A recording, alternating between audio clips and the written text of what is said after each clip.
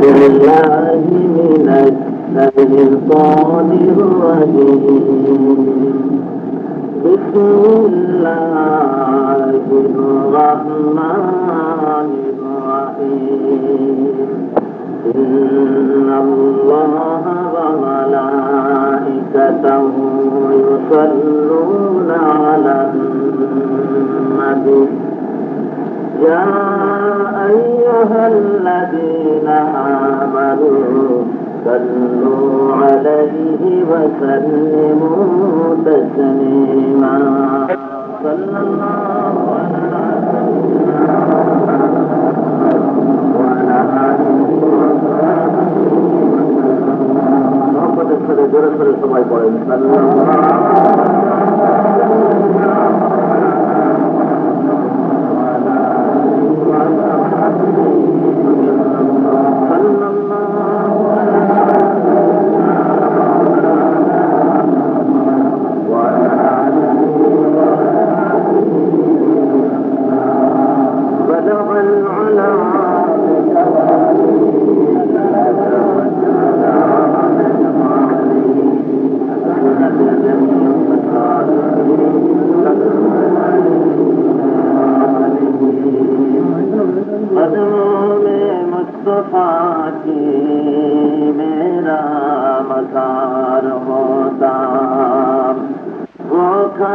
پاک ہوتی میں خاک سار ہوتا بلغ اللہ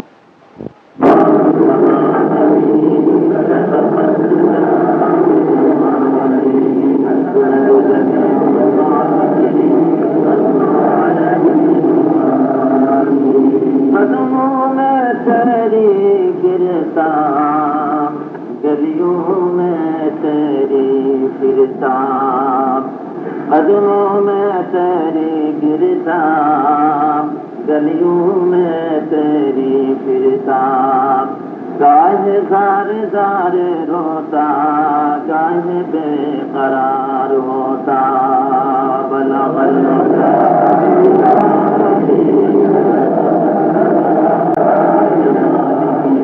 حسنت جميع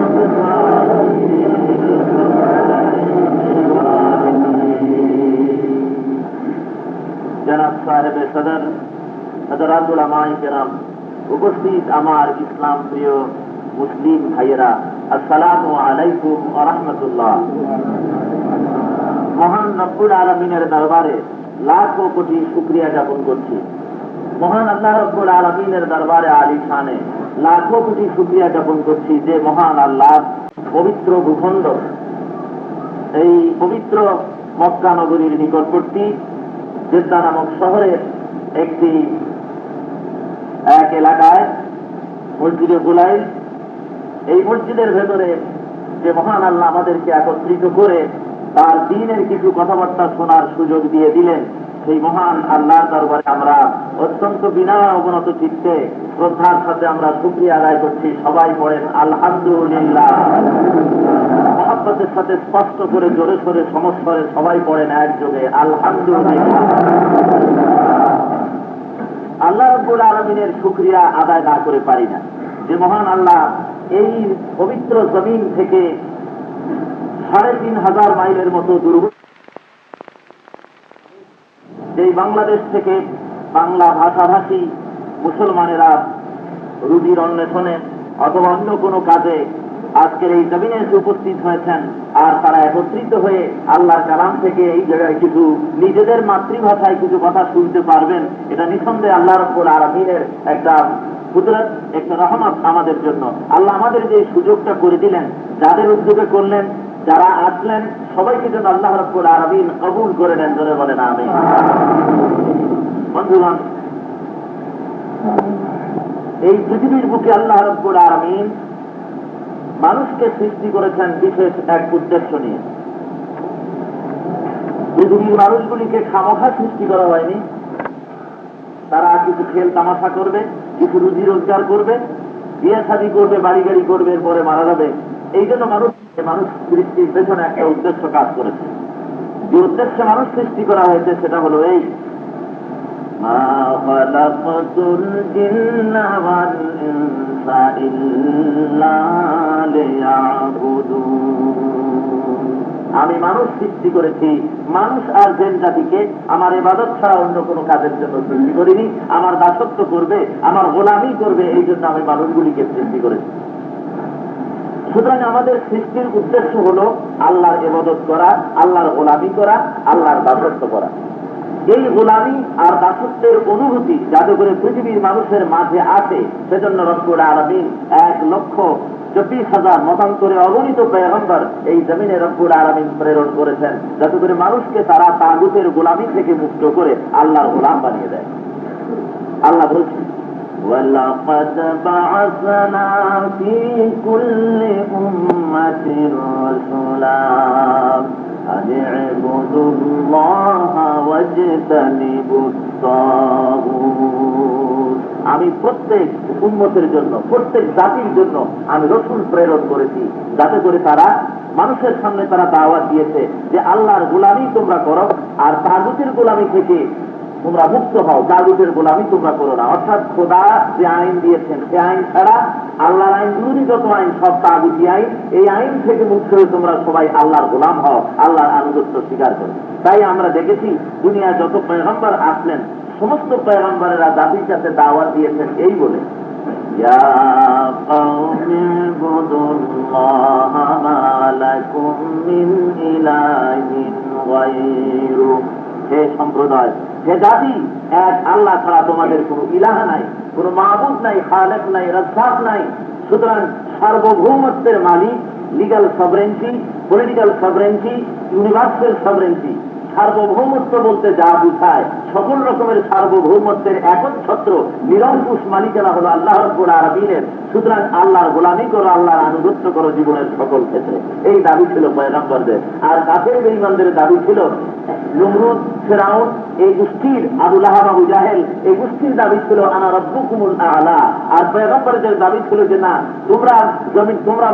তোমরা মানুষে তোমাদের মন মগজে কি আইন আসলো তাই দিয়ে মানুষের উপরে মন মস্তিষ্ক কতটা আইন মানুষের উপরে চাপাই দিতে পারো না। যেহেতু মানুষ হলো আল্লাহর দাস, আল্লাহর গোলাম, সেহেতু মানুষ মানবে আল্লাহর আইন। আল্লাহ আলাদুল খালক ওয়াল আমর, সৃষ্টিজার আইন চলবে একমাত্র তারই। এই কথা যখন পয়গম্বরেরা ঘোষণা করলেন তখনই বাধা বিপত্তি আসা শুরু করে দিল। আপনারা যেই জমিনে কাজ করতে এসেছেন, যেই জমিনের উপরে আপনারা আছেন, এই জমিন হলো ইসলামী ইতিহাসের জীবন্ত ইতিহাস। এই জমিনের প্রতিটি বালুকণা, এই জমিনের প্রতিটি পাহাড় পর্বত, এই জমিনের প্রত্যেকটি রাস্তা ইসলামী ইতিহাসের বাস্তব নিদর্শন, জ্বলন্ত সাক্ষ্য বহন করছে। আজ থেকে 1400 বছর আগে বা 12,000 বছর আগে থেকে নিয়ে শুরু করে ইসলামী আন্দোলনের স্বাক্ষর বহন করে চলছে এই পবিত্র পূর্ণভূমি যেখানে আপনারা আছেন। এই জমিন থেকে শুধু পয়সা কামাবার জন্যই নয়, বরং এখান থেকে মুজাহিদানা ট্রেনিং আপনাদের থাকা উচিত, গ্রহণ করা উচিত। যেই জমিনের উপর ইসলামের ইতিহাস তৈরি হয়েছে, সরকার দো আলম জনাব মুহাম্মদুর রাসূলুল্লাহ সাল্লাল্লাহু আলাইহি ওয়াসাল্লাম রব্বুল আলামিন এই জমিনে পাঠিয়ে দিলেন আখিরি জামানার পয়গম্বর হিসেবে। সেই জমিনে তিনি আসলেন মক্কা নগরীতে এখান থেকে কয়েক মাইল দূরে, যেখানে জাহিল কাফিরেরা যারা নাকি নিজেদের মেয়েদেরকে জীবিত অবস্থায় কবরের মধ্যে জীবিত অবস্থায় আকার মেরে মেরে ফেলতো, মাটির মধ্যে গেড়ে রাখতো। তারপরে যে কোনো মেয়ে ছেলে নিজের জন্য হালাল মনে করতো, যে কোনো মানুষের রক্ত প্রবাহিত করা হালাল মনে করতো। এই ধরনের চরম একটা অব্যবস্থা যখন চলতেছিল, এমনকি একটা খোদায় তারা বিশ্বাস করতে পারলো না, হাজারো খোদা তারা বানিয়ে নিল। যার জন্য কবি বলছেন, कबीले कबीले का बुत एक जुदा था, किसी का हुबल था, किसी का सफा था, ये नाइला पे और सबे फिदा था, इसी तरह घर घर नया एक खुदा था। প্রত্যেকটা গোত্র আলাদা আলাদা খোদা বানায় নিল, অসংখ্য খোদা তারা বানালো। সরকার দো আলমকে আল্লাহ রাব্বুল আলামিন এই বর্বর জাতির ভিতরে পাঠালেন, যাদের মেজাজ অত্যন্ত রুক্ষ, কথা বলার আগেই মেজাজটা তল হয়ে যায়, গরম হয়ে যায়। এমন বিচ্ছিরি একটা সমাজ, যেই সমাজের মানুষগুলি ভদ্রতা তাদের মধ্যে ছিল না, জাহিলি স্বভাব বেশি, উলঙ্গ হয়ে খোদার ঘর তওয়াফ করত, গরু ছাগল জবাহ করে তার রক্ত এনে খোদার ঘরের সাথে লেপটে দিত। এমনি করে যেই পরিবেশ ছিল, পৃথিবীর সবচেয়ে নোংরাতম পরিবেশ যেটা ছিল, এই পরিবেশেই প্রয়োজন ছিল রাহমাতুল লিল আলামিনকে পাঠানো। হযরত নূহ আলাইহিস সালাম বদদোয়া করেছেন তার গোটা জাতির জন্য। 950 বছর পর্যন্ত চেষ্টা করেছিলেন তাদেরকে হেদায়েত যখন হলো না, বদদোয়া করলেন, আল্লাহ এই জাতিকে দুনিয়া থেকে মুছে দাও, একটাও যেন থাকে না, আন্ডা বাচ্চা সব খতম করে দাও, একটাও যদি থাকে তাহলে ওর থেকে আরো কাফের তৈরি হবে, কাজী কুস্তি ভাগ করে দাও। দুনিয়ার অন্যান্য পয়গম্বরেরা বদদোয়া করেছেন, তারা যে সমাজে আসছিলেন সেই সমাজের চাইতে আরো নিকৃষ্টতম সমাজ ছিল এইটা। এইখানে পাঠালেন আল্লাহ রাহমাতুল আলামিনকে, যেখানে তিনি মার খেয়েও তাদের জন্য বদদোয়া করলেন না, বরং দোয়া করলেন। তায়েফের ময়দানের ঘটনা সম্পর্কে হযরত আয়েশা সিদ্দিকা রাদিয়াল্লাহু তাআলা আনহা জিজ্ঞাসা করেছিলেন, হে আল্লাহর রাসূল, মদিনার 8 বছর যাওয়ার পর জিজ্ঞেস করছেন, হে আল্লাহর রাসূল, সারা জীবন তো আপনি কষ্ট করেছেন, কিন্তু জীবনের কোন কষ্টটা আপনার সবচেয়ে বেশি মনের ভিতরে দাগ কেটে আছে, আমাকে বলবেন? আল্লাহর হাবিব বলেন, রে আয়েশা শোনো, আমার জীবনের সবচেয়ে দুঃখের দিন আর কষ্টের দিন ছিল তায়েফের দিন। এত বড় কষ্ট আমার জীবনে আর কোথাও আমার আর হয় নাই। তায়েফকে সঙ্গে করে নিয়ে মক্কা থেকে তায়েফ পর্যন্ত চলে গিয়ে ওই তায়েফের ময়দানে 3 দিন পর্যন্ত ইসলামের দাওয়াত আমি দিলাম। মানুষের বাড়ি বাড়ি গিয়ে গোত্র প্রধানরা আমারে বলল, তুমি যদি নবী হবে তাহলে তুমি গরিব হলে কেন? যদি নবী হবে তো এতিম কেন হলে? আল্লাহ নবী বানাবেন তো একটা ধনী মানুষ কেন খুঁজে পেলেন না? তোমার মতো গরিব মানুষকে, এতিম মানুষকে কেন নবী বানালেন? মিথ্যাবাদী প্রমাণ করে তারা বলতে লাগলো, তুমি মিথ্যাবাদী, এই বলে বলে তাকে সরিয়ে দিল। আল্লাহর হাবিব বলেন, 3 দিন পর্যন্ত জাতিকে বুঝাবার পর যখন তারা বুঝতো না, বিফল মনোরথ হয়ে আমি যখন মক্কার দিকে রওনা করেছি। হে আয়েশা, দুঃখের কথা বলার জায়গা নাই। আমি যখন মক্কার দিকে রওনা করেছি, নজর করে দেখলাম ওই রাস্তার 2 ধারে কাফেরের নেতারা তাদের যুবক ছেলেদেরকে দাঁড় করিয়ে রেখেছে। অসংখ্য পাথর তারা হাতে নিয়ে কাছে নিয়ে দাঁড়ায় আছে। চতুর্দিক থেকে পাথরের বৃষ্টিবর্ষণ আমার শরীরের পরে করা শুরু করেছে। শরীর কেটে কেটে রক্ত প্রবাহিত হওয়া শুরু হয়েছে। আমি সহ্য করতে না পেরে জমিনের উপরে পড়ে গেছি। যুবক ছেলেরা, জালিমেরা আমার 2 হাত উঁচু করে হাঁটার জন্য মজবুর করেছে। আবার যখন 2 কদম সামনে ফেলেছি, আবার চতুর্দিক থেকে পাথর মেরে ছেড়ে আয়েশা ওই তায়েফের ময়দানে পাথরের আঘাত সইতে না ফিরে যাবি। নবী মুহাম্মদুর রাসূলুল্লাহ তায়েফের রাস্তার উপরে 3 বার বেহুশ হয়ে পড়েছিলাম। হযরত জিবরাইল এসে বলেন, ইয়া রাসূলুল্লাহ, আপনি হুকুম করে দেন, আপনার এই কষ্ট সহ্য করা যায় না। ওই যে পাহাড় দেখা যায়, তায়েফের 2 পাহাড় একত্রিত করে তায়েফবাসীদেরকে পিঠা জমিন থেকে জন্মের মতো মিটাই দেই। আল্লাহর হাবিব বলেন যে জিবরাইল, আমি যদি হুকুম করি আর আমার হুকুম মতো যদি পাথর চাপা দিয়ে তায়েফবাসীদের শেষ করে দাও, একটা কাফির যদি জমিনে না বাঁচে, বললে জিবরাইল তাহলে কার জানে আমি পৌঁছাবো কালেমা লা ইলাহা ইল্লাল্লাহ।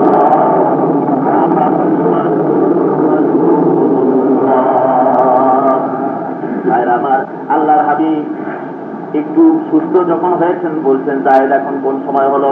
হযরত জায়েদ বলেন, হুজুর নামাজের ওয়াক্ত হয়েছে, পানির ব্যবস্থা করো। একটু পানি আনা হলো, একটাই কি দয়া করে বসে পানি দিলেন। আল্লাহর হাবিব এই পানি দিয়ে গায়ের রক্ত ধৌত করে উযু করে নিয়া পাও যখন ধুতে গিয়েছেন, কদম মোবারক মোজা টাটকা রক্ত দিয়ে আটকে গেছে। বহু কষ্ট করে মোজা খুলে রক্ত ধৌত করে নামাজ আদায় করে আল্লাহর হাবিব 12 হাত আল্লাহর দরবারে তুলে ধরেছেন। কাফের বেঈমানেরা মনে করলো আমাদের বুঝি বদদোয়া করতেছে। আল্লাহর হাবিব হাত তুলে চোখের পানি ফেলে কেঁদে কেঁদে বলছেন, রব্বুল আলামিন, ওই তায়েফবাসীরা বুঝে নাই যে আমি তোমার নবী। এই কাফির জাহিলারা ওরা বুঝতে পারে নাই যে আমি তোমার হাবিব। না জেনে না বুঝে আমাকে যে তারা মেরেছে, আয় আল্লাহ, এই জন্য তুমি তায়েফবাসীদের উপরে গজব নাযিল করো না। রব্বুল আলামিন এই জন্য তার হাবিবকে বলেছেন, ওয়ামা আরসালনাকা ইল্লা রাহমাতাল লিল আলামিন। সবাই পড়েন, ওয়ামা আরসালনাকা ইল্লা রাহমাতাল লিল আলামিন। তাম পৃথিবীর জন্য, তাম জাহানের জন্য আপনাকে আমি করুণার মুক্ত প্রতীক করেছি। আপনি আমার জমিনে, আপনি আমার সৃষ্টি জগতের উপরে, তাম জাহানের উপরে আপনি আমার রহমতের মুক্ত প্রতীক করে বলেন সুবহানাল্লাহ। সরকার দো আলমের মতো এই জন্য বলছিলাম যে তার মতো করুণার আধার, তার মতো রহমত, তার মতো রাহমাতুল লিল আলামিনের পক্ষেই সহ্য করা সম্ভব ছিল এই এলাকার মানুষগুলি বিশ্বাস। সরকার দো আলম এখানে আসলেন, মেজাজের লক্ষণ আপনারা তো টের পান। এই জমিনের উপরে সরকার দো আলম আসলেন, এসে সব জমিনের অবস্থা দেখলেন, পরিবেশ দেখলেন, আস্তে আস্তে করে বড় হলেন, চিন্তা করলেন এর পরিবর্তন কি করে আসতে পারে। এই চিন্তা গবেষণার জন্য জাবালে নূরের শীর্ষ দেশে গাড়ে হেরায়, এই গুহার মধ্যে চিন্তা করে গবেষণা করে মোরাকাবা করে 40 বছর যেদিন পূর্ণ হয়ে গেল, আল্লাহর পক্ষ থেকে নবুয়ত প্রাপ্ত হলেন। আল্লাহ বললেন, আল্লাহ তাকে নবুয়ত দান করলেন। রাসূলুল্লাহ এবার শুধু মুহাম্মদ নয়, এবার মুহাম্মাদুর রাসূলুল্লাহ সাল্লাল্লাহু আলাইহি ওয়াসাল্লাম হিসেবে পাহাড়ের উপর থেকে নেমে এলেন, জাতিকে দাওয়াত দিলেন, ইয়া আইয়ুহান নাস কুলু লা ইলাহা ইল্লাল্লাহ তুফলিহু। যদি নাজাত পেতে চাও, মুক্তি পেতে চাও, হে বিশ্ব মানবতা। আর আরবি ভাষার লোকদের দাওয়াত দেন নাই, মক্কা মদিনার লোকদের শুধু দাওয়াত দেন নাই, দাওয়াত দিয়েছেন আন্তর্জাতিক, বিশ্বজনীন, সার্বজনীন দাওয়াত। যেহেতু আল্লাহর হাবিব হলেন বিশ্বজনীন, গোটা দুনিয়া জুড়ে দাওয়াত দিলেন, ইয়া আইয়ুহান নাস, হে মানব সকল, যদি নাজাত পেতে চাও, যদি মুক্তি পেতে চাও, তাহলে তোমরা পড়ে নাও লা ইলাহা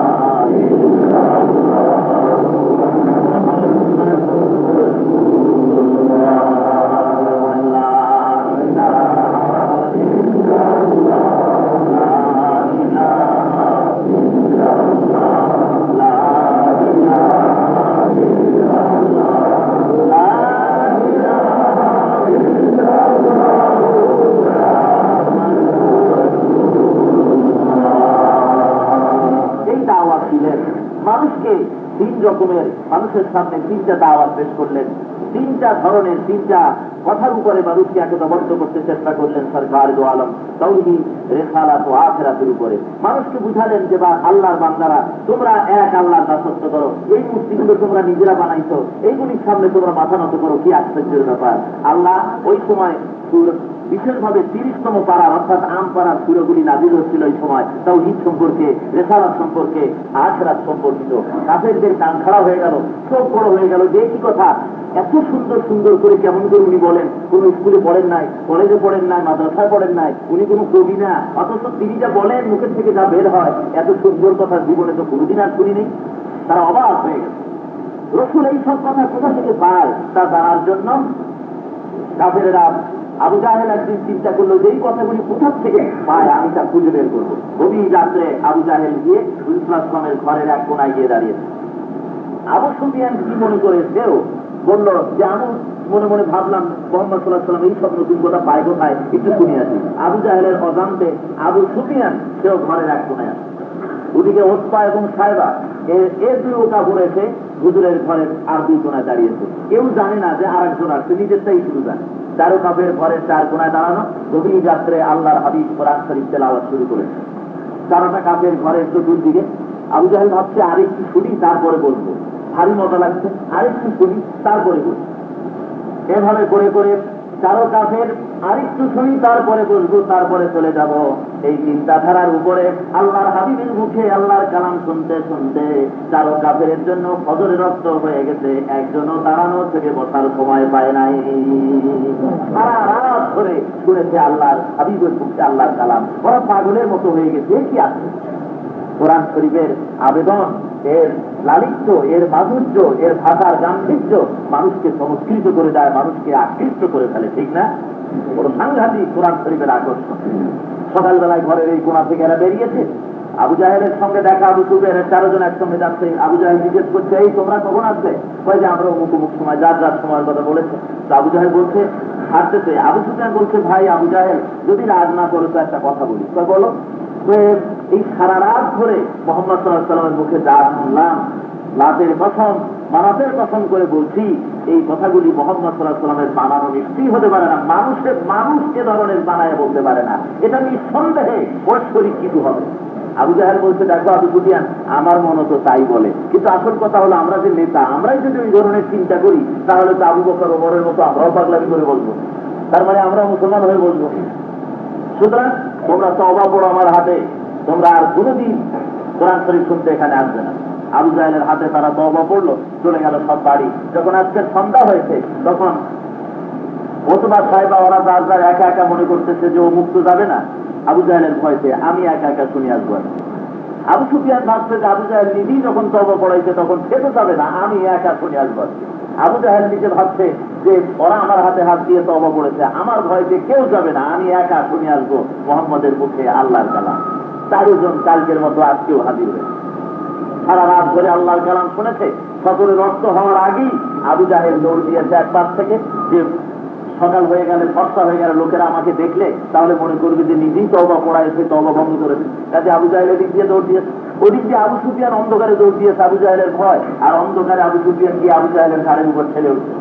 জিজ্ঞেস করছে আবু জাহেল কে রে? কয় আমি তো আবু সুফিয়ান। তুমি কে? কয় আমি আবু জাহেল। আবু জাহেল বলছে আবু সুফিয়ান, কালকে আমার হাতে হাত দিয়ে এখানে তওবা পড়লে, আজকে আবার আসলে কেন? আবু সুফিয়ান বলছে, দেখো তুমি একটু মাতুব্বারি সবসময় বেশি করো, একটু কম মাতুব্বারি করতে চেষ্টা করো, তুমি আসলে কেন সেই কথাটার জবাব আগে দাও। এখন এ ওর কাছে জিজ্ঞেস করছে তুমি আসছে কেন? কয় তুমি আসছে কেন? কারো কাছে একত্রিত হয়ে চলছে। আবু জাহেল বলছে দেখো, তওবা করে এইটা বন্ধ করা যাবে না, জাতীয় পরিষদে আইন পাস করতে হবে, তবে যদি বন্ধ করা যায়, তা না হলে কোরআন শরীফ শোনা মানুষের থেকে বন্ধ করা যাবে না।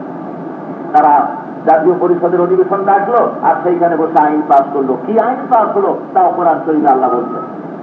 কাফের বেঈমানেরা তারা আইন পাস করলো, وقال الذين كفروا لا تسمعوا لهذا القرآن والغوا فيه لعلكم تغلبون। কাফেরেরা সিদ্ধান্ত নিল, খবরদার কোরআন শরীফ কেউ শোনো না, বরং কোরআন শরীফ যেখানে পড়া হয় সেখানে ডিস্টারবেন্স ক্রিয়েট করবে, চিল্লাবে, হই হুল্লোড় করবে, তালি বাজাবে, যাতে করে কোরআন শরীফ কেউ শুনতে না পারে। এইভাবে তারা অ্যাকশন প্রোগ্রাম শুরু করে দিল মুহাম্মদ সাল্লাল্লাহু আলাইহি ওয়াসাল্লাম যাতে আল্লাহ দ্বীনের কাজ না করতে পারে। শুরু হয়ে গেল অত্যাচার আল্লাহর নবীর উপরে। অপরাধ কি? তিনি তো মিথ্যা কথা কখনো বলে কি ইসলাম, কারো আমানতের খেয়ানত করেননি, কারো পাকা ধানে মুড়ি দেন নাই, কারো জমির উপরে কারো হালের গরু বিদায় মারেন নাই, কারো সঙ্গে কোনো শত্রুতা নাই কোনো বিষয় নিয়ে। শত্রুতা কি নিয়ে? হুজুর বলছেন লা ইলাহা ইল্লাল্লাহ, আল্লাহ ছাড়া কোনো সার্বভৌমত্বের মালিক কেউ নাই। ওরা দেখলো এইটাই তো মারাত্মক কথা, যেহেতু জমির উপরে আইন কানুন চালাই আমরা, আমাদের উপরে যদি মাতুব্বারি আছে, আবার আর একজনেরা আল্লাহ যদি কেউ আছে, তাহলে আমরা আমাদের মাতুব্বারি আর থাকলো কোথায়? সুতরাং মুহাম্মদ সাল্লাল্লাহু আলাইহি ওয়াসাল্লাম যে কথা বলে, এই যে যাতে জমিনে কার্যকরী না হতে পারে তার জন্য সর্বাত্মক প্রচেষ্টা চালাও। চলল প্রচেষ্টা। সর্বপ্রথম তারা মনে করলো দেখি পয়সা করে দিয়ে ফিরানো যায় নাকি, তাই চলে গেল আবু তালেবের কাছে, গিয়ে বললো তোমার ভ্রাতুষ্পুত্র মুহাম্মদ সাল্লাল্লাহু আলাইহি ওয়াসাল্লামকে বলো তিনি যেন লা ইলাহা ইল্লাল্লাহ দাওয়াত দেন না, এর বিনিময়ে যদি টাকা পয়সা লাগে, খোদার ঘর অর্ধেক খালি করে দেওয়া লাগে, সব আমরা করে দেবো, তবুও যেন এই কলেমার দাওয়াত না দেন। আল্লাহর হাবিব যখন বাড়ি ফিরে এসেছেন, আবু তালেব বলছেন বাবা মুহাম্মদ সাল্লাল্লাহু আলাইহি ওয়াসাল্লাম, এইভাবে করে তুমি এমন এই দাওয়াত তুমি এ ধরনের কেন দাও, যেই দাওয়াতে দেশের সমস্ত লোক খেপে যায়, এমন এমন মিষ্টি মিষ্টি কথা বলো যাতে করে সমস্ত লোক তোমার পক্ষে থাকে। একদল খেপে যাবে, কিছু লোক সাথে আসবে, এ ধরনের না বলে সবাই যাদের সুখী থাকে সেই ধরনের কথা বলো। এর বিনিময়ে তুমি লা ইলাহা ইল্লাল্লাহ দাওয়াত যদি বন্ধ করে দাও, শুধু নামাজ পড়ো মসজিদের মধ্যে গিয়ে, তো ওরা ঘর অর্ধেক খালি করে দেবে বলেছেন। আল্লাহর হাবিব বলেন, হে চাচা আবু তালেব শুনে নেন, আল্লাহর ঘর অর্ধেকটা খালি করে দেওয়া তো দূরের কথা, টাকা পয়সা সোনা দানা দেওয়া তো দূরের কথা, আকাশের ওই সূর্যটা এনে যদি মুহাম্মদের ডান হাতে তুলে দেওয়া হয়, আকাশের ওই পূর্ণিমার চাঁদটা ধরে এনে যদি মুহাম্মদের বাম হাতে তুলে দেওয়া হয়, এর বিনিময় আল্লাহর নবী মুহাম্মদুর রাসূলুল্লাহ এক মুহূর্তের জন্য তাওহীদের দাওয়াত বন্ধ করে দেবে না। এটা আদৌ সম্ভবপর নয় দাওয়াত বন্ধ করে দেওয়া। মানুষের কাছে তিনি দাওয়াত দিতে থাকলেন, মানুষকে বুঝালেন, হে মানুষ শুনে রাখো, তোমার দাসত্ব করতে হবে, গোলামি করতে হবে আল্লাহ, যেহেতু আল্লাহ তোমাকে সৃষ্টি করেছে। ইয়া আইয়ুহান নাসু উবুদু রাব্বাকুমুল্লাযী খালাকাকুম ওয়াল্লাযীনা মিন ক্বাবলিকুম লাআল্লাকুম তাত্তাকুন। হে মানব সকল, দাসত্ব করো, গোলামি করো তোমার ওই প্রভু যিনি তোমাকে সৃষ্টি করেছেন, তার গোলামি করতে হবে, যেহেতু তিনি তোমাকে সৃষ্টি করেছেন। কোরআন শরীফ মানুষকে শোনায় দিল, ইন্না খালাকনাকুম মিন তুরাবিন সুম্মা মিন নুতফাতিন সুম্মা মিন আলাকাতিন সুম্মা মিন মুদগা আল্লাহ তোমাকে নিষ্প্রাণ মাটি থেকে তোমাকে সৃষ্টি করেছে, তোমার কোনো অস্তিত্ব ছিল না এই পৃথিবীর বুকে। আল্লাহর গোলামিটা কেন করতে হবে? টাকা কামাই করো তুমি, পয়সা কামাই করো তুমি, রোজগার করো তুমি, জমিনে কষ্ট করো তুমি, চাকরি করো তুমি, অথচ আল্লাহর গোলামি করা লাগবে। নিজের বাহুবলেই তো খাও দেখা যাচ্ছে, কিন্তু আল্লাহর গোলামি কেন করতে হবে? কোরআন শরীফে আল্লাহ আয়াতগুলি দিয়ে দিয়ে মানুষকে বুঝাচ্ছেন, দেখো গোলামি আমার এই জন্য করতে হবে, কারণটা কি শোনো। যেহেতু তোমার কোনো অস্তিত্ব ছিল না এই জমিনের উপরে। هل أتى على الإنسان حين من الدهر لم يكن شيئا مذكورا। মানুষের জীবনে এমন কি সময় এসেছিল না যখন সে উল্লেখযোগ্য বিষয়বস্তু হিসেবে পরিগণিত ছিল না? তুমি ছিলে গাছের মাঝে, দুধের মাঝে, খেজুরের মাঝে, আঙ্গুরের মাঝে, গোস্তের মাঝে, দইয়ের মাঝে, দধির মাঝে। এগুলি তোমার মা বাপ খেয়েছে, শক্তি অর্জন করেছে। মা বাপ যখন মিলিত হলেন জিম্বাইনে সুলনি ও তারাই, তখন মায়ের বক্ষদেশ থেকে আর পিতার পৃষ্ঠদেশ থেকে সবেগে নির্গত এক ফোঁটা নাপাক পানি দিয়ে তোমাকে আমি সৃষ্টি করেছি। ফাইন্না খালাকনাকুম মিন তুরাবিন সুম্মা মিন নুতফা সুম্মা মিন আলাকা। এই নুতফাকে আমি রক্ত বানালাম, রক্তকে আবার গোশত বানালাম, এই গোশতগুলিকে আবার ফাকাসাউনাল ইযামা লাহমা।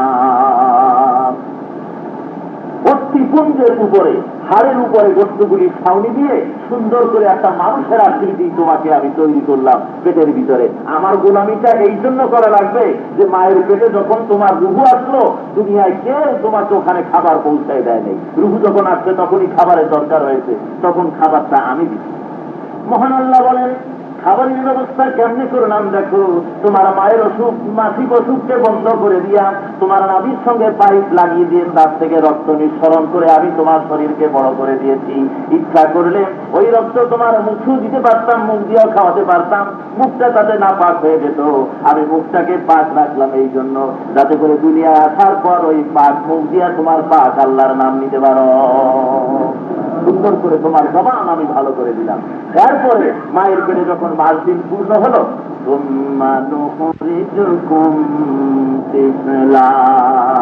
বাচ্চার আকারে মায়ের পেট থেকে বের করে নিয়ে আসলাম। কি অবস্থায়?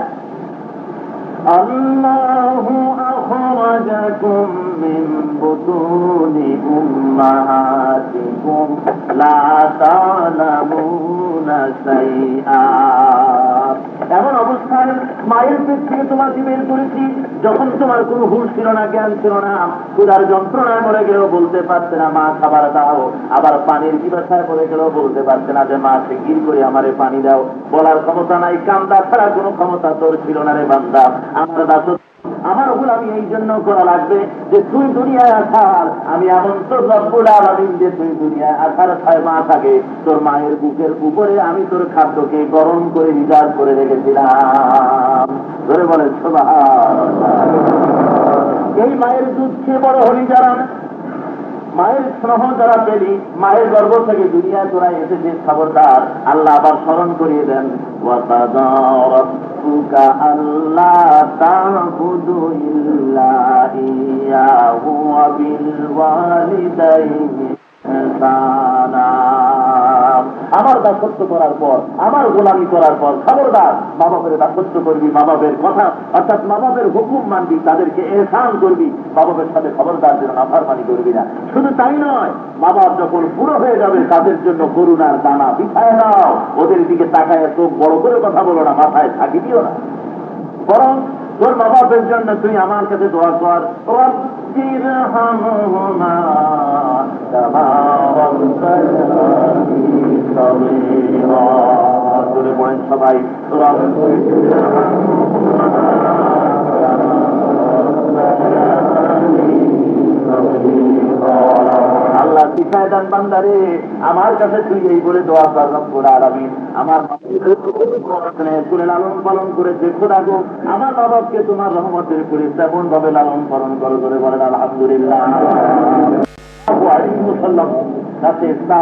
প্রশ্ন করতেছেন, ইয়া রাসূলুল্লাহ আমি খেদমত করবো কার? হুজুর বলেন তোমার মায়ের, তারপর কার? তোমার মায়ের, তারপর কার? তোমার মায়ের, তারপর কার? তোমার পিতার। কয়বার বললেন মায়ের কথা? 3 বার। মায়ের মর্যাদা বেশি কেন?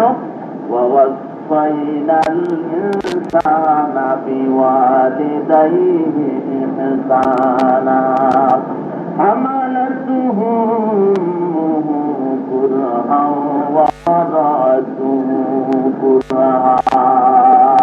আল্লাহ বলছেন, আমি পৃথিবীর মানুষকে বলেছি, তোমরা উপদেশ দিয়েছি, তোমরা তোমার মা বাবাকে ধান করবে। যেহেতু তোমার মা বাবা তোমার মা তোমাকে গর্ভধারণ করেছে কষ্টের সাথে, ডেলিভারি করেছে অত্যন্ত কষ্টের সাথে, শুধু তাই নয়, وحمله وفصاله 30 شهرا, এরপর 30টি মাস পর্যন্ত বুকের রক্ত খাইয়ে তোকে মানুষ করেছে। খবরদার এই মায়ের সাথে যেন লাফারমানি করবি না।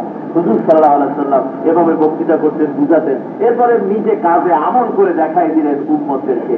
মসজিদে নববীর ভিতরে হুজুর বসে আছেন, সাহাবায়ে কিরামরা সামনে। এমন সময় দেখা গেল এক বৃদ্ধা মহিলা মসজিদে ঢুকেছেন। হুজুর তাকে দেখে দাঁড়ায় গেলেন। মহিলা যখন কাছে এসেছেন, হুজুর সাল্লাল্লাহু আলাইহি ওয়াসাল্লাম নিজের চাদর মোবারক বিছায় দিলেন, মহিলা তার উপরে বসলেন। এরপরে তার সাথে আলাপ করার পর তিনি যখন উঠলেন, হুজুর তার সম্মানে আবার দাঁড়ায় গেলেন। সাহাবায়ে কিরামরা বলছেন, ইয়া রাসূলুল্লাহ, আমরা বুঝতে পারলাম না আজকের এই কাজের অর্থ।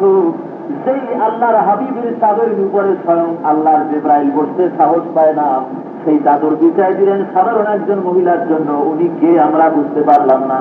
আল্লাহর হাবিব বলেন, ও সাহাবীরা শুনে নাও, আমার আপন মায়ের, আমার নিজের মায়ের বুকের দুধ আমার কিসমতে বেশি হয় নাই। আমি আমার মায়ের বুকে আমি তার কোলে বেশি সময় উঠতে পারি নাই। যার বুকের দুধ খেয়ে, যার কোলে কাকে চড়ে আমি বড় হয়েছি, ইনি আমার সেই মা, ইনি আমার সেই দুধ মা, হযরতে হালিমাতুস সাদিয়া। মোহাম্মদ কেমনে করে লাগে, খেদমত কেমনে করতে হয়, তা নিজে বাস্তবে হাতে কলমে উম্মতকে শিখিয়েছেন। ধরে বলেন সুবহানাল্লাহ। এই জন্য আল্লাহ বলছেন, লাকাদ কানা লাকুম ফি রাসূলিল্লাহি উসওয়াতুন হাসানাহ, তোমাদের গ্রহণযোগ্য আদর্শ আমি রেখে দিয়েছি নবী মুহাম্মদুর রাসূলুল্লাহ সাল্লাল্লাহু আলাইহি ওয়াসাল্লামের ভেতরে। সেখান থেকে আদর্শ গ্রহণ করো।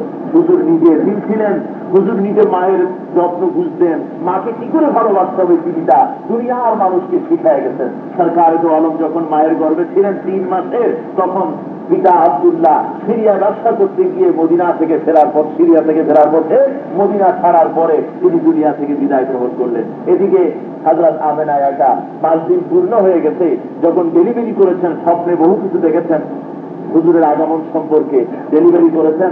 এখন এই বাচ্চাকে তদানীন্তন আরবের নিয়ম ছিল যে এই তদানীন্তন এই এলাকার নিয়ম ছিল, বিশেষ দূরবর্তী এলাকা থেকে সাদিয়া গোত্র একটা ছিল, সেই এলাকার লোকজন এসে মক্কা নগরীর বড় বড় লোকের ছেলে পেলে নিয়ে তারা লালন পালন করত।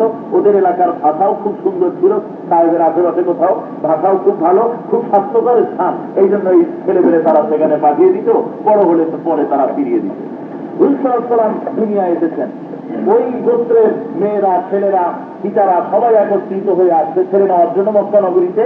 সবাই বড় বড় লোকের ছেলে পেলে নিয়ে যাচ্ছে। হুজুর যে ঘরে এসেছেন সেই ঘর পর্ণ কুটির, একটা ভাঙা ফেরা ঘর। এই ঘরের সামনে আব্দুল মুত্তালিব রাসূলের দাদা দাঁড়িয়ে আছেন, বলছেন, এই সাদিয়া গোত্রের মহিলারা, লোকেরা, এই ঘরের মধ্যে ছোট্ট একটা ছেলে এসেছে দুনিয়ায়, তার বাপ নাই, এতিম মানুষ, টাকা পয়সা নাই, গরিব মানুষ, যদি তোমাদের দয়া হয় তো নিয়ে যাও।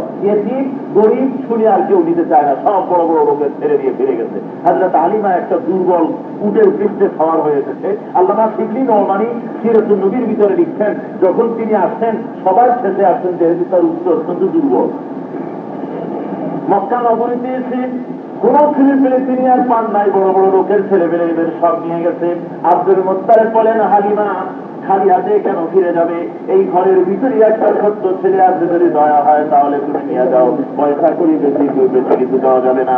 ভাইরা আমার, হালিমা তার স্বামীর সঙ্গে পরামর্শ করলেন, টাকা পয়সা যদি নাও পাই খালি হাতে ফেরত যাওয়ার চাইতে ছেলেটাকে নিয়ে যাই, ভিতরে ঢুকে দেখি ছেলের চেহারাটা যদি দেখতে সুন্দর হয়, দেখতে যদি ভালো লাগে তাহলে নেব। এই মনে করে হযরত হালিমা বলেন, আমি ঘরের ভিতরে ঢুকে হযরত আমিনার কোল থেকে শিশু মুহাম্মদ সাল্লাল্লাহু আলাইহি ওয়াসাল্লামকে যখন কোলে নিলাম, আমি তার চেহারার দিকে লক্ষ্য করে দেখলাম, জীবনে এত সুন্দর চেহারা আমার মনে হলো যেন আকাশের পূর্ণিমার চাঁদ আমার কোলে এসে ধরা দিয়েছে। ছেলেকে কোলে করে নিয়ে আমিনার কাছ থেকে বিদায় নিয়ে হযরতে হালিমা উটের পৃষ্ঠে সওয়ার হয়ে যখন নিজের গোত্রের দিকে ফিরে চলেছেন, সেই উট ছিল সকলের পিঠে, সেই উট এত জোরে দৌড়ানো শুরু করেছে, সকল কাফেলার লোক পিছনে পড়ে গেছে।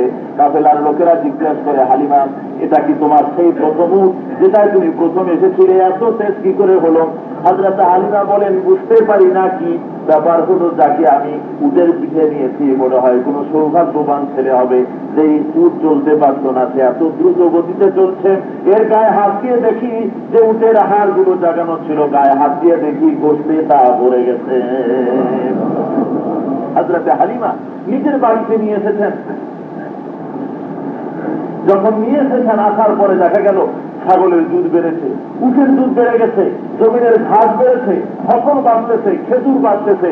আছে হযরত হালিমা বলেন যে আমার আশেপাশের প্রতিবেশীরা তারা তাদের রাখালদেরকে গালিগালাজ করতো যে হযরত হালিমার উট যেখানে ঘাস খায়, ও ছাগল যেখানে ঘাস খায়, আমাদের গুলি সেখানে নিয়ে খাওয়াতে পারিস না, আমাদের গুলি এত দুর্বল আর তার গুলি এত স্বাস্থ্য হয়ে যাচ্ছে। 5টি বছর পর্যন্ত আল্লাহর হাবিব হযরত হালিমার বাড়িতে থাকলেন। এই থাকার পরে যখন মহামারী লেগেছে, 5.5 বছর বয়সের সময় হযরত হালিমা মহামারী আর প্লেগ দেখি আমিনার কোলে তারে ফিরিয়ে দিলেন। আল্লাহর হাবিব আবার মক্কা নগরীতে ফিরে আসলেন। দেখা গেল আল্লাহর হাবিব এখন 6 বছর বয়সের মতো হয়েছে। প্রত্যেক দিন বিকাল বেলায় ছেলেপেলেরা খেলা করতে যায় ময়দানে, পাহাড়ের পাশে আশেপাশে কোথাও। আল্লাহর হাবিব তাদের সঙ্গে শিশু মোহাম্মদ সাল্লাল্লাহু আলাইহি ওয়াসাল্লাম তাদের সাথে খেলা দেখতে যান।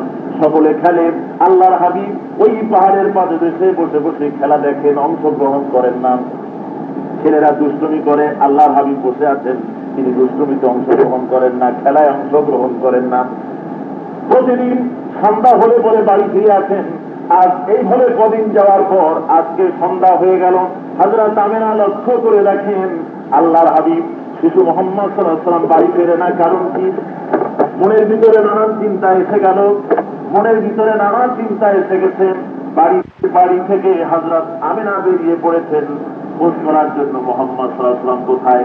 খুঁজে খুঁজে দেখেন সেই খেলার মাঠে কেউ নাই, অন্ধকার জায়গা। আর এই পাহাড়ের পাদদেশে মানব শূন্য জায়গায় শিশু মোহাম্মদ সাল্লাল্লাহু আলাইহি ওয়াসাল্লাম বসে বসে দিগন্ত প্রসারিত মরুভূমির দিকে তাকায় তাকায় কাঁদতেছে। হযরত আমিনা জিজ্ঞেস করে, বাবা সব চলে গেছে, তুমি কেন এখানে বসে বসে একা একা কাঁদতেছ? আল্লাহর হাবিব বলেন, মা আজ কতদিন পর্যন্ত এই ময়দানে খেলা দেখতে এলাম, যখনই সন্ধ্যা হয় আমি নজর করে দেখি এক শ্রেণীর মুরব্বী লোক আছে, এসে যার যার ছেলেকে ডাক দেয়, ছেলে দৌড়ে গিয়ে বাপের কোলে ঝাঁপায় পড়ে, বাপটাকে কোলে নিয়ে বাড়ির দিকে নিয়ে যায়। আমি আজ কদিন পর্যন্ত এই ময়দানে খেলা দেখতে এলাম, আমার আব্বা কি দুনিয়ায় নাই, একদিনও তো আমাকে মোহাম্মদ বলে একটা ডাক দিল না রে। হযরতে আমিনা বলে, বাবা আমার ভুল হয়েছে, আমি তোমার বাবার সঙ্গে পরিচয় করে দেবো, চলো আমার সাথে। হযরতে আল্লাহর হাবিবকে কোলে করে নিয়ে আমিনা বাড়ি ফিরলেন। পরের দিন নিজের বাবার বাড়ি মদিনার দিকে চললেন হযরতে আমিনা। মদিনায় যেদিন তারা ছেলেকে নিয়ে মদিনার উপকণ্ঠে যেদিন পৌঁছে গেছেন, আব্দুল্লাহর কবরের কাছে হাজির হয়ে হযরত আমিনা কাঁদতেছেন, কেঁদে কেঁদে বলেন যে আব্দুল্লাহ, আজ থেকে 6.5 বছর আগে ব্যবসার নাম করে এই মাটির নিচে তুমি গোপনে আসো। আমার গর্বে যিনি ছিলেন, যার স্বপ্ন আমি বহু দেখেছি, যিনি আখিরি জামানার পয়গম্বর হবেন বলে আমাকে স্বপ্নে শোনানো হয়েছে, তিনি তোমার কবরের কাছে দাঁড়িয়ে আব্বা আব্বা বলে ডাকতেছে, একবার ডাকে সাড়া দিয়ে দাও। কাঁদতেছেন কবর জিয়ারত করে। আল্লাহর হাবিব চলে গেছে, আল্লাহর হাবিবকে নিয়ে চলে গেলেন মদিনার দিকে। মদিনা শরীফে নিজের বাবার বাড়ি বেড়ানো শেষ হয়েছে, আল্লাহর হাবিবের মামা বাড়ি বেড়ানো শেষ হয়েছে। যখন তারা মদিনা থেকে মক্কার দিকে রওনা করেছে, মদিনা পরিত্যাগ করার সাথে সাথে আল্লাহ রাব্বুল আলামিন ডাক দিয়া কয়, আজরাইল জলদি করে চলে যা, আমার হাবিব মুহাম্মদের মা আমিনাকে জনমের মতো দুনিয়া থেকে বিদায় করে দে। হযরত আমিনা দুনিয়া থেকে বিদায় হয়ে গেলেন, তাকেও দাফন করা হলো। আল্লাহর হাবিব এখন একা, 6 বছরের একটা শিশু আর সাথে একটা দাসী, একটা উট, এই নিয়ে মক্কার দিকে রওনা করেছেন। দিগন্ত প্রসারিত মরুভূমির উপর দিয়ে চলছেন। দাসী বর্ণনা করেন, আমি লক্ষ্য করে দেখেছি আমাদের উট যখন চলত, রোদের প্রখরতা যখন বাড়ত, নজর করে দেখতাম এক খণ্ড কালো মেঘ শিশু মোহাম্মদ সাল্লাল্লাহু আলাইহি ওয়াসাল্লামের মাথার উপরে ছায়া দিতে দিতে সামনের দিকে অগ্রসর হয়ে যেত। আল্লাহর হাবিব যেহেতু বাচ্চা অবস্থায় মাতৃহারা হয়েছেন, মায়ের মর্যাদা বুঝতেন, পিতার মর্যাদা বুঝতেন। তাই আল্লাহর হাবিব পরিষ্কার করে বলেছেন, খবরদার মা বাপের সঙ্গে নাফরমানি করো না, বরং মা বাপ যদি সন্তুষ্ট থাকে আল্লাহ সন্তুষ্ট হবেন, মা বাপ অসন্তুষ্ট হলে রব্বুল আলামিন অসন্তুষ্ট হয়ে যাবে। রব্বুল আলামিন বলছেন যে বান্দা, এইভাবে করে তোর মায়ের মাধ্যমে, তোর মা বাপের মাধ্যমে আমি তোকে দুনিয়ার এনেছি। আনার পরে তোর বলার জন্য মুখ দিলাম, চলার জন্য দুটো পা দিয়েছি, তোর দুটো হাত দিয়েছি, সুন্দর করে তোর এত সব ব্যবস্থা করলাম। এ বান্দা, আমার কাছে কিছু তুই চাস নাই, চাওয়ার আগে দেখার জন্য দুইটা চোখ দিলাম, বলার জন্য জবান দিলাম, চলার জন্য পাও দিলাম, চিন্তার জন্য তোর মস্তিষ্ক দিলাম, এত কিছু দিলাম। যেই খোদা এত কিছু দান করলেন, ইয়া আইয়ুহাল ইনসানু মা গাররাকা বিরাব্বিকাল কারীম। فسواك فعدلك في أي صورة ما شاء ركبك। যিনি তোমাকে সৃষ্টি করেছেন, যিনি তোমাকে সুগঠিত করেছেন, যিনি তোমাকে ভারসাম্য রক্ষা করেছেন, আপন প্রতিকৃতিতে সুন্দর করে তোমাকে সৃষ্টি করেছেন, সেই আল্লাহর সাথে কেমনে নাফরমানি করো, কেমনে নামাজকে ছেড়ে দাও, কেমনে তুমি মিথ্যা কথা বলো, কেমনে তুমি সেই খোদার দাসত্ব আর গোলামি থেকে নিজেকে মুক্ত করে দিলে। আল্লাহ রাব্বুল আলামিন বলছেন, এভাবে করে মানুষকে হেদায়েতের জন্য আল্লাহ আয়াত নাযিল করতে থাকলেন, সরকার তো আলম মানুষের কাছে এগুলিকে পেশ করতে থাকলেন, মানুষের দুয়ারে দুয়ারে কথাগুলি পৌঁছে দিতে লাগলেন। তাওহীদ সম্পর্কিত, রিসালাত সম্পর্কিত কথাবার্তা মানুষের কাছে আসতে লাগলো। আল্লাহ বললেন, বান্দা, তোর খাওয়ার জন্য, তোর পড়ার জন্য সকল রকমের ব্যবস্থা আমি করেছি, সুতরাং আমার দাসত্ব, আমার গোলামি জীবনের সকল ক্ষেত্রে তোর করা লাগবে। তাকিয়ে দেখবেন পৃথিবীর সবাই আমার দাসত্ব করে। أفغير دين الله يبغون وله أسلم من في السماوات والأرض طوعا وكرها। আল্লাহ বলছেন যে আমার দেওয়া জীবন ব্যবস্থাকে ছেড়ে দিয়ে মানুষের তৈরি করা কোন মতবাদ খুঁজে বেড়াও নাকি? তিনি ছাড়াই মানুষের তৈরি করা মতবাদ তালাশ করো, অথচ আসমান ও জমিনের ভিতরে যা আছে সব আমার দাসত্ব করতেছে, আমার গোলামি করে। সূর্য আমার হুকুম মানে, চন্দ্র আমার হুকুম মানে, জমিন আমার হুকুম মানে, পাহাড় পর্বত নদ নদী কীট পতঙ্গ সমুদ্র সব আমার হুকুম মেনে চলে। আল্লাহর হুকুম ছাড়া কেউ চলে না, ঠিক না? মধ্যরাত্রে সূর্য ওঠে না, আবার দুপুর বেলায় চাঁদ ওঠে না, সব আপন আপন কক্ষপথে চলতেছে, ঠিক না? রব্বুল আলামিন বলেন, للشمس ينبغي لها أن تدرك القمر ولا الليل سابق النهار وكل في فلك يسبحون। প্রবল জ্ঞানী হইবে যাহারা, আপন মনে বুঝিবে তাহারা, রাত্রি পারে না আগে যাইবার দিনের স্থান করি অধিকার, যার যে স্থান বহাল রাখিয়া ভ্রমণ করেছে খোদাকে ডরিয়া। ইলা আজালিন মুসাম্মা, একটা নির্দিষ্ট সময় সীমা পর্যন্ত আপন আপন কক্ষপথে তারা দৌড়দৌড়ি করবে। বুঝবেন নাই তো? তাহলে বোঝা গেল কি, আল্লাহ রাব্বুল আলামিন তার এই জমিনের সব কিছু তার দাসত্ব করতে, গোলামি করছে, সেই জন্য সেখানে শান্তি আছে। আর যেখানে মানুষ আল্লাহর দাসত্ব আর গোলামিকে ছেড়ে দেয়, সেখানে আল্লাহর রহমত থাকে না, আল্লাহর গজব আসতে থাকে, অশান্তি আসতে থাকে। সাময়িকভাবে কিছু শান্তি আসতে থাকলেও পরবর্তী সময় অশান্তি এসে থাকে, গজব দিয়ে তাকে দুনিয়া থেকে বিটিয়ে দিয়ে দেয়। আজকে আপনারা যারা এখানে উপস্থিত হয়েছেন, আপনাদের খেদমতে আমার আসুন নবী মুহাম্মদ সাল্লাল্লাহু আলাইহি ওয়াসাল্লামের আদর্শকে জীবনের সকল ক্ষেত্রে কার্যকরী করার জন্য আমরা চেষ্টা করি, আমরা প্রচেষ্টা চালাই। সারা জীবন হুজুর সাল্লাল্লাহু আলাইহি ওয়াসাল্লাম যে আদর্শ আমাদের দিয়েছেন, সেই আদর্শ শুধু নামাজ আর হতো, তাহলে আমি আগেই বলেছি কাফেররা সুযোগ দিছিল নামাজ পড়া, দিছিল না? করে বলেন দেয় না? দিয়েছিল, কিন্তু সেই সুযোগ হুজুর বলেন হুজুর কি গ্রহণ করেন নাই। যেহেতু নামাজ পড়ার জন্যই তো হুজুর দুনিয়া আসেন নাই, শুধুমাত্র বরং কি জন্য আসছেন? هو الذي أرسل رسوله بالهدى ودين الحق ليظهره على الدين كله وكفى بالله شهيدا। আল্লাহ রাব্বুল আলামিন বলেন, আমি আমার রাসূলকে দ্বীন হক আর সত্যের বিধান সহকারে দুনিয়ায় পাঠিয়েছি।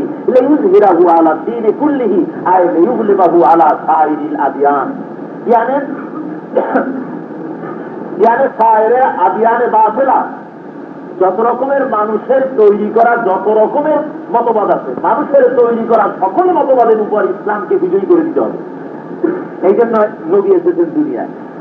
মানুষেরা আইন তৈরি করবে, আর পয়গম্বরেরা সেই আইনের তলে মাথা দিয়ে একটু নামাজ করে রোজা করে আল্লাহ বিল্লাহ করে বেহেশতে যাওয়ার জন্য সোনাগুলি আবিষ্কার করবে। এই জন্য পয়গম্বরদের দুনিয়া আগমন হয় নাই। পয়গম্বর এসেছেন দুনিয়ায় জমিন আল্লাহ, আর মানুষও আল্লাহর, আইনও চলবে আল্লাহ, সেখানে মানুষের কোন আইন চলতে পারে না। এই কথাটা বুঝাবার জন্য আর এইটাকে প্রতিষ্ঠা করার জন্য রাসূলুল্লাহ সাল্লাল্লাহু আলাইহি ওয়াসাল্লাম চেষ্টা করেছেন। তিনি এই প্রচেষ্টায় কামিয়াব, শুরুবারে কামিয়াব হয়েছেন। মানুষকে তৈরি করেছেন, লোহার কলই বানাইছেন, যারা নিজেদের জীবনের বিনিময়ে আল্লাহর ইসলাম জমিনে কায়েম করতে বদ্ধপরিকর। শুধু নামাজ রোজাই নয়, নামাজ রোজা কম্পালসারি ডিউটি, তা তো করবেই, সেই সাথে খোদার জমিনে খোদার দিন প্রতিষ্ঠার জন্য তারা ছিলেন বদ্ধপরিকর। আল্লাহর আইন ছাড়া ব্যক্তিদের, পরিবারের, সমাজ ও রাষ্ট্রে কোনো জায়গায় কারো আইন চলতে পারে না। এইটাই ছিল তাদের জীবনের সবচেয়ে বড় লক্ষ্য। আর এটা করতে গিয়ে তাদের জীবনের পরীক্ষা দিতে হয়েছে। আমরা তা দেখেছি। হযরত খাব্বাব রাদিয়াল্লাহু তাআলা আনহুকে হযরত ওমর রাদিয়াল্লাহু তাআলা আনহু দেখে বলছিলেন, ওমর, খাব্বাব, তোমার পিঠে যে গর্ত দেখা যায়, এত গর্তওয়ালা পিঠ তো আমি জীবনে কোনোদিন দেখিনি। হযরত খাব্বাব বলেছেন, ওমর, তুমি জানো না, ইসলাম কবুল করার অপরাধী কাফের বেঈমানেরা আগুন জ্বালায়া আগুনের আঙ্গারগুলি জমিনের উপরে বিছায় দিয়া জ্বলন্ত আঙ্গারের উপরে আমারে শোয়াই দিয়েছে। আমি যেন নড়াচড়া করতে না পারি সেজন্য আমার বুকের উপরে পাথর চাপা দিয়ে রেখেছিল। আগুন জ্বলে জ্বলে আমার গোষ্ঠীর ভিতরে গোষ্ঠ পুড়ে আগুন দিয়ে পিঠের ভিতরে প্রবেশ করেছিল। আজও পর্যন্ত পিঠের সেই দাগগুলি বুঝে যায় নাই। দেখছেন হযরত বেলাল, হযরত খাব্বাবের অপরাধ কি?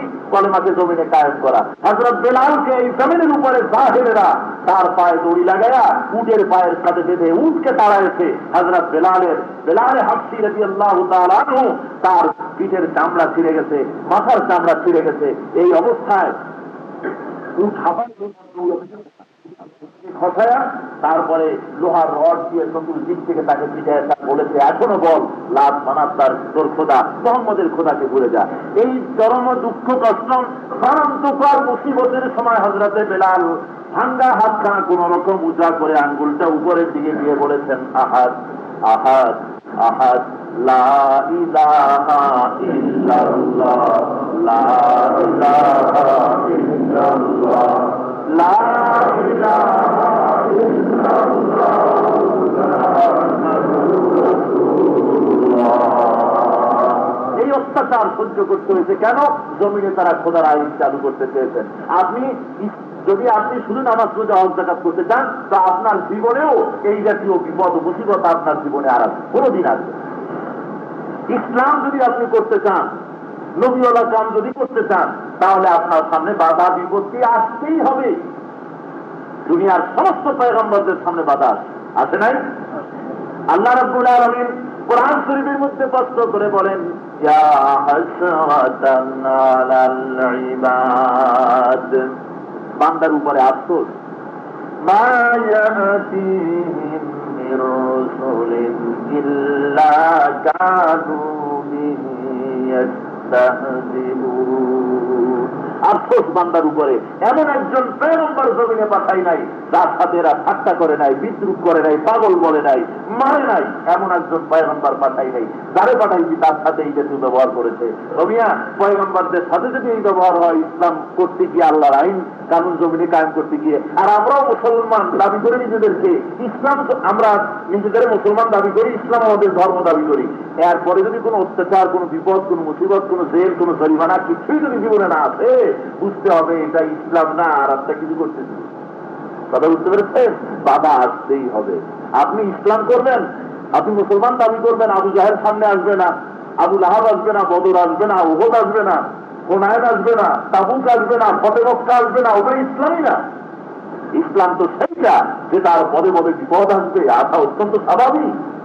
পয়গম্বরদের এসেছে, আপনার আসবে না, নিশ্চয়ই আপনাকেও আসতে হবে। আর যখন এই ধরনের বিপদ আসবে, আল্লাহ রাস্তায় সঠিকভাবে যখন মানুষ কাজ করতে থাকে, আর বিপদ যখন আসে, আল্লাহ তখন বলেন, ওয়াকানা হাক্কান আলাইনা নাসরুল মুমিনিন। মুমিনদের উপরে মদদ করা, আমি আল্লাহর জন্য নুসরাত করা আমি আল্লাহর উপরে ওয়াজিব হয়ে যায়। ধরে বলেন সুবহান। বদরের মাঠে সূরা আল আনফাল আপনারা পড়েন, সূরা আল আনফালের মধ্যে আপনারা পরিষ্কার করে দেখেন সেখানে কি লেখা। বদরের প্রান্তরে 17 রমজান তারিখে মাত্র 313 জন মুসলমান নিয়ে আল্লাহর হাবিব বদরের মাঠে গিয়ে উপস্থিত হয়েছেন। আর এদিকে কাফের গেছে 1000-এরও বেশি, সেখানে উপস্থিত হয়েছে। আবু জাহেল যাওয়ার সময় আল্লাহর ঘর ধরে বলে, হে ইয়া রাব্বুল আরবাব, এই ছোট খোদার বড় খোদা, হে ঘরের মালিক, তোমার কাছে বলে যাচ্ছি আমি বাতিলের বিরুদ্ধে লড়াই করতে যাচ্ছি বদরের ময়দানে। ওর ধারণায় মোহাম্মদ সাল্লাল্লাহু আলাইহি ওয়াসাল্লাম বাতিল, আর ও হক। বাতিলের বিরুদ্ধে লড়তে যাচ্ছি, আমাদের দুই দলের মধ্যে যারা বাতিল তাদেরকে দুনিয়া থেকে ধ্বংস করে দিও আল্লাহ, হালাক করে দিও আল্লাহ। কয় আবু জাহেল, তোর দোয়া কবুল, শিগগির যা, দোয়া কবুল হয়ে। আবু জাহেল ময়দানে এসেছেন। ওই রাত্রে সূরা আল আনফালের মধ্যে রব্বুল আলামিন বলেন, ওই রাত্রি বেলায় 313 জন নিরস্ত্র মুসলমান, ঘুম আসার কথা নয় তাদের, সশস্ত্র সুসজ্জিত 1000 লোকের সাথে লড়তে হবে। মাত্র 313 জন, অস্ত্রপাতি তেমন কিছু নাই। আল্লাহ কয় আমি তাদেরকে এমন করে ঘুম দিলাম যেমন বাড়িতে তারা ঘুমতো, আরামে তারা ঘুমায় গেল। ওই রাত্রে সব মানুষ ঘুমায় গিয়েছিল বদরের মাঠে, একজন মানুষ ঘুমায় নাই, তিনি আমার হাবিব মুহাম্মাদুর রাসূলুল্লাহ। সারা রাত সেজদায় পড়ে পড়ে আল্লাহ হাবিবকে দেখে বলেছেন, রব্বুল আলামিন, তুমি আমার কাছে যে ওয়াদা করেছো, নুসরতের ওয়াদা করেছো, মদদের ওয়াদা করেছো, সেই মদদ আর নুসরত এই মাঠে তুমি যদি না দাও, ইসলাম যদি এখানে ডুবে যায়, মুসলমান নিরস্ত্র মুসলমান যদি এখানে হালাক হয়ে যায়, এই জমিনে আল্লাহ বলার মতো একটা লোক আর থাকবে না। সারা রাত আল্লাহর হাবিব কেঁদেছে। সকালবেলায় যুদ্ধ শুরু হয়ে গেল। একদিকে 313 জন, আর একদিকে 1000-এরও বেশি।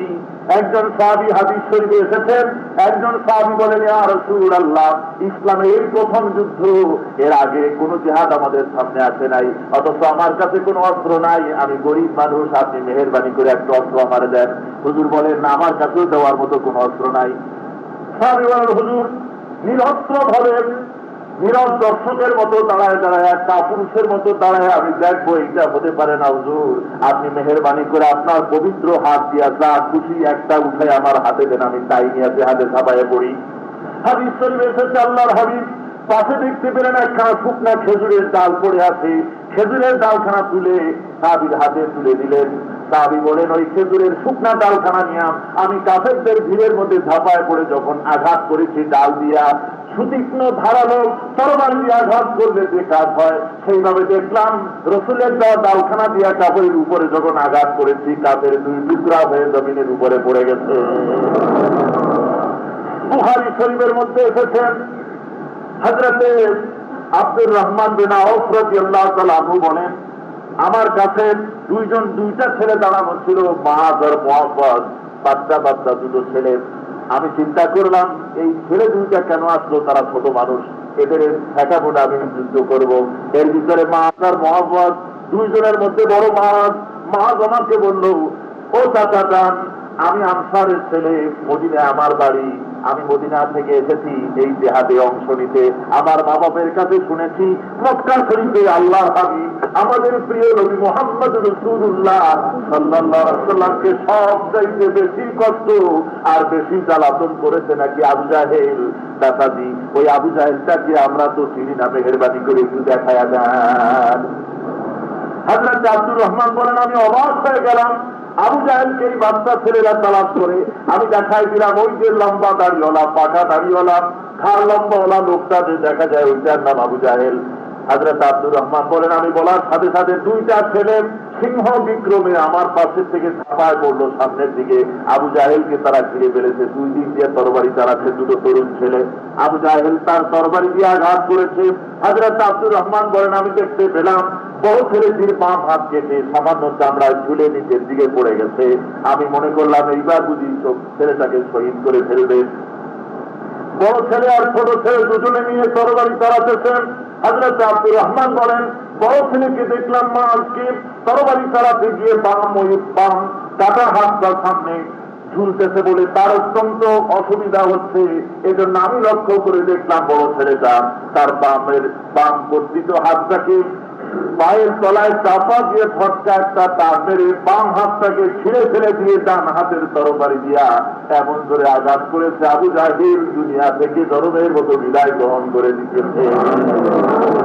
ভাইরা আমার, এই বদরের বিজয়ের মাধ্যমে আল্লাহ রাব্বুল আলামিন পরিষ্কার করে দেখায় দিলেন ওয়া কানা হাক্কান আলাইনা নাসরুল মুমিনিন। মুমিনদের জন্য আমার মদদ করা ওয়াজিব হয়ে যায় যখন তারা পরীক্ষার ময়দানে আসে। পরীক্ষার ময়দান নাই, সারা জীবন শুধু পয়সা পয়সা করে হলো, নামাজ নাই, রোজা নাই, আর এইভাবে করে যদি চলে তাহলে জীবনে না এই ইহকালে কোনো ফায়দা হবে না পরকালে আল্লাহর কাছে কোনো নাজাত পাওয়া যাবে। মুহাম্মদুর রাসূলুল্লাহ সাল্লাল্লাহু আলাইহি সাল্লামের পকেটের মধ্যে তসবিহ পাওয়া যায় না ইন্তেকালের পর। হাদিস খোলেন যত হাদিস আছে, হুজুরের পকেটে তো তসবিহ পাওয়া যায় নাই, বাড়ি পাওয়া গেছে তরবারি। তিরমিজি শরীফ খুলে দেখুন কতগুলো তরবারি পাওয়া গেছে, কর্ম পাওয়া গেছে, হেলমেট পাওয়া গেছে, মাথায় যে লোহার টুপি করে জাহাজ করতেন। আজও পর্যন্ত মদিনা শরীফে হযরত আবু আইয়ুব আনসারী রাদিয়াল্লাহু তাআলা আনহুর বাড়িতে হুজুরের ব্যবহার করার ধনুকটা আজও আছে, দেখে আছেন আপনারা। সরকারে তো আলম জাহাজ করতেন ময়দানে, এই পরিশ্রম করেছেন ময়দানে, কষ্ট করেছেন যে আল্লাহর হাবিব তার এত পরিশ্রমের ইসলাম, তার এত কষ্টের ইসলাম, এত রক্ত দেওয়ার ইসলাম আজকে মুসলমানদের কাছ থেকে বিদায় হতে চলেছে।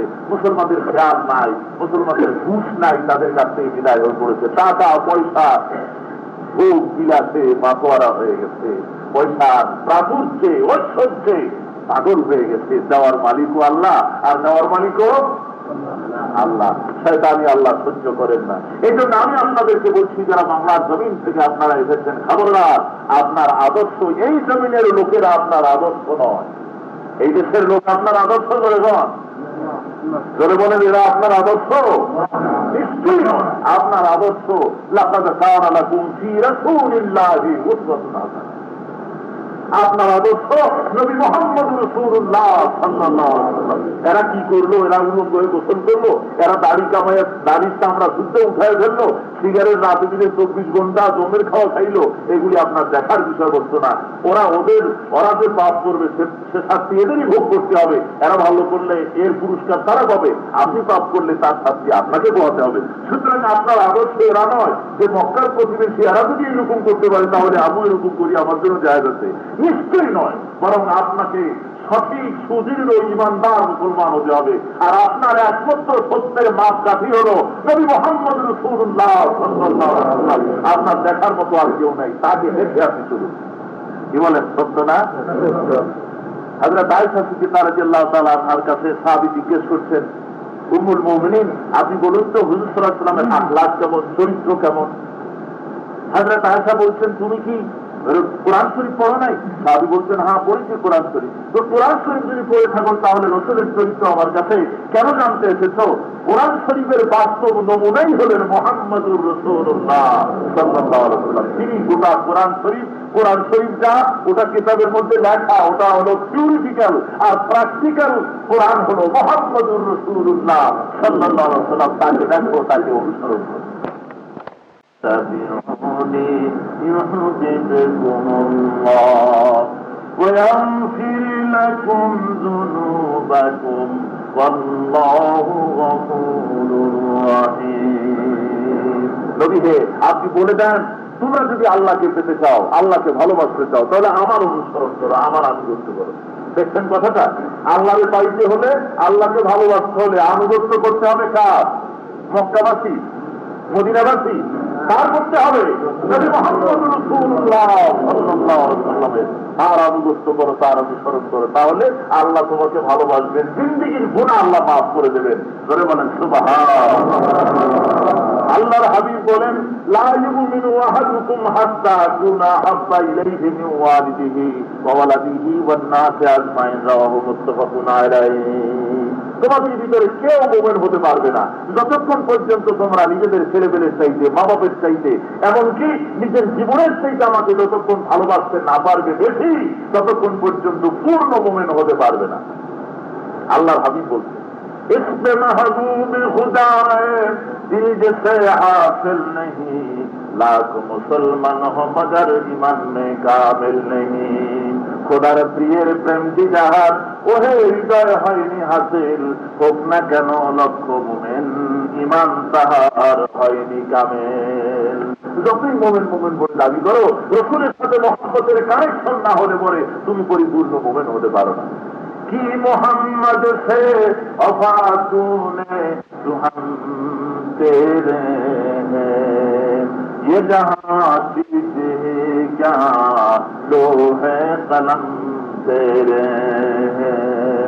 মোহাম্মদ সাল্লাল্লাহু আলাইহি ওয়াসাল্লামের সাথে মহব্বতের কানেকশন তৈরি করো, তাহলে আসমান ও জমিন তো দূরের কথা, লৌহ কলম পর্যন্ত আল্লাহ রাব্বুল আলামিন তোমার জন্য করে দেবে। জোরে বলেন আলহামদুলিল্লাহ। রসুলের সঙ্গে মহব্বত করতে হবে, তাকে ভালোবাসতে হবে। কিভাবে বাসবেন? আল্লাহর হাবিব বলেন, আমাকে ভালোবাসার নিয়ম হলো মান আহাব্বা সুন্নতি ফাকাদ আহাব্বানি ওয়া মান আহাব্বানি কানা মাইয়া ফিল জান্নাহ। জোরে বলেন আলহামদুলিল্লাহ। আমার সুন্নতকে যে ভালোবাসতো সেজন্য আমারই ভালোবাসতো, আর যে ব্যক্তি আমারে ভালোবাসবে সে কিয়ামতের দিন আমার সাথে জান্নাতবাসী হবে। জোরে বলেন আলহামদুলিল্লাহ। রসুলের সাথে জান্নাতে যাবে সুন্নতকে আমল করলে। সেই সুন্নত কি শুধু দাড়ি? সুন্নত কি শুধু জামা? সুন্নত কি শুধু খাবারের পরে একটু ঘুমানো? সুন্নত কি শুধু খাবারের পরে একটু মিষ্টি খাওয়া?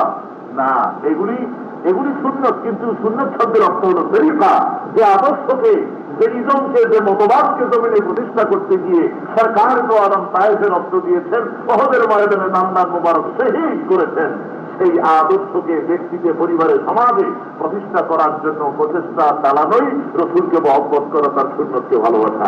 আসুন সেই আদর্শে আমরা উদ্বুদ্ধ হই। আল্লাহর অত্যন্ত মেহেরবানি, আজকে সারা দুনিয়ায় যে আবু জাহেলের গোষ্ঠীরা রসুলের নাম বলতে দিত না, আর আজকে সারা দুনিয়ায় নাম উঠতেছে। আবু জাহেলের নাম উঠতেছে, কি বলেন, ওর নাম উঠতেছে। কারো বুকে সাহস আছে কথা বলার যে আবু জাহেল আমার খালু হইতো, বা তার গোত্রের মানুষ স্বামীকে সাহস আছে কার? কারণ ওর বংশ সাফ হয়ে গেছে, আর গোটা দুনিয়ায় নাম উচ্চারিত হচ্ছে কার? আশহাদু আন্না মুহাম্মাদার রাসূলুল্লাহ। দুনিয়া ভর উচ্চারিত হচ্ছে, সারা দুনিয়ায় আজকে নাম ছড়িয়ে পড়েছে। বর্তমান বিশ্বে সবচেয়ে বহুল আলোচিত যে ব্যক্তি, যে নামটি, সে নাম হলো মুহাম্মদ সাল্লাল্লাহু আলাইহি ওয়াসাল্লাম। দুনিয়ার মানুষ আজকে পাগল হয়ে গেছে ইসলামকে জানার জন্য, বোঝার জন্য। আমি বিদেশ থেকে এসেছি ইউরোপে, গত 1 বছরের মধ্যে শুধু লন্ডন শহরে 50 জনের উপরে খ্রিস্টান ইসলাম কবুল করেছে। ইসলামকে জানার জন্য আজকে তারা পাগল। না তাদের ব্যক্তিতে শান্তি আছে, না পরিবার শান্তি আছে, কোথাও শান্তি নাই। সব জায়গায় চরম অশান্তি, কারণ তারা ইসলামের কাছে ধর্ণা দিতে আজকে বাধ্য হয়েছে। আমেরিকার অবস্থাও তাই। বিদেশি পত্রপত্রিকা মন্তব্য করতেছে এখন ইসলামের জোর দেখে তারা আল্লাহ আগামী 20 সাল, এখন 1979 শেষ হওয়ার পথে, আগামী 20 সাল আসতে না আসতে গোটা পৃথিবীর বুকে ইসলাম একটি বিজয়ী শক্তি হিসেবে প্রতিষ্ঠা লাভ করবে। জোরে বলেন আলহামদুলিল্লাহ। আল্লাহ কবুল করে দেন। জোরে বলেন আমিন। তার লক্ষণ দেখতে পাচ্ছি ইরানে, তার লক্ষণ দেখতে পাচ্ছি পাকিস্তানে, তার লক্ষণ মালয়েশিয়া, ইন্দোনেশিয়া পর্যন্ত চালু হয়েছে। কোরআনের আইন বিভিন্ন ধাপে ধাপে তারা গ্রাজুয়ালি একটার পর একটা বিভিন্ন দেশে ইসলামের আইন ও কানুন আসা শুরু করেছে। এর পিছনে সবচেয়ে বড় অবদান যা ছিল, গোটা দুনিয়াব্যাপী ইসলামের এই আন্দোলন, ইসলামের পতাকা উড়াবার, রাসূল পাক সাল্লাল্লাহু আলাইহি ওয়াসাল্লামের আদর্শকে দুনিয়ায় ছড়াবার এখানে যার বিরাট অবদান ছিল, কন্ট্রিবিউশন ছিল যার, বড় এহসান ছিল যার, সেই মুজাদ্দিদে মিল্লাত, পৃথিবীর সর্বশ্রেষ্ঠ বর্তমান যুগের বড় আলিম মুজাদ্দিদ হযরত আল্লামা সৈয়দ মৌলানা আবুল আলা মওদুদি রহমতুল্লাহ আলাইহি দুনিয়া থেকে বিদায় গ্রহণ করেছেন। আল্লাহ তাকে জান্নাতুল ফিরদাউস নসিব করুন। জোরে বলেন আমিন। আজকে জুমার দিনে কাবা শরীফে তার জন্য গায়েবী জানাজা হয়েছে, মসজিদে নববীতে হয়েছে, গোটা সৌদি আরবিয়ার সমস্ত মসজিদগুলিতে হয়েছে। গোটা পৃথিবী আজকে তার জন্য মাতম করতেছে। তাকে অনেকে কাফিরি ফতোয়াও দিয়েছে। যারা আজকে কাফিরি যারা কাফিরি ফতোয়া তাকে দিয়েছিল তারা তাদের মাথাটা আজকে শেষ হয়ে গেছে। আল্লাহ তাকে কত বড় ইজ্জত দিলেন, গোটা দুনিয়া তার জন্য মাতন করতেছে, দুনিয়া দ্বারা গায়ে গড়া জানাজা হচ্ছে, আর তার জানাজা পড়ার জন্য আল্লাহ রাব্বুল আলামিন এই কাবা শরীফের ইমাম সাহেবকে লাহোর পর্যন্ত পৌঁছে দিয়েছেন। আল্লাহ যেন তার সারা জীবনের ইসলামের খেদমত যেন কবুল করে নেন, জোরে বলেন আমিন। জান্নাতুল ফেরদাউসের সম্মানিত স্থান যেন আল্লাহ ওনাকে দান করে দেন, জোরে বলেন আমিন।